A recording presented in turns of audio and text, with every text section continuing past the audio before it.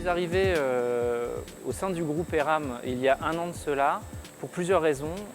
La première étant que je suis d'un profil technique, j'ai toujours été immergé sur les outils industriels et très sensible au dynamisme des savoir-faire territoriaux. Donc c'est la première raison qui m'a permis de rejoindre le groupe. La deuxième était le dynamisme des équipes, très sensible à tout ce qui est valeur d'économie circulaire, de développement durable. Et la troisième, qui est vraiment le trait d'union de ces deux premiers arguments, est le projet d'envergure Change for Good qui a été initié l'an passé. Le modèle de consommation change, le modèle économique change. On travaille beaucoup sur le consommer moins mais mieux. On a décidé au travers de Change for Good de s'orienter sur trois axes.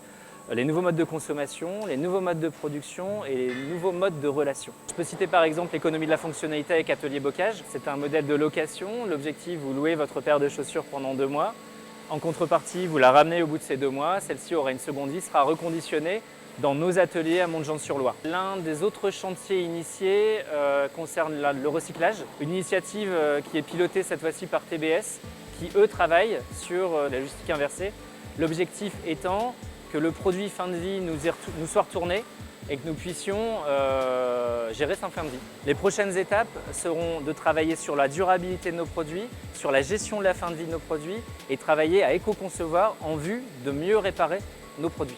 Alors le premier conseil que je pourrais donner sur les démarches d'éco-conception, c'est la curiosité. C'est essentiel d'être curieux dans ce domaine.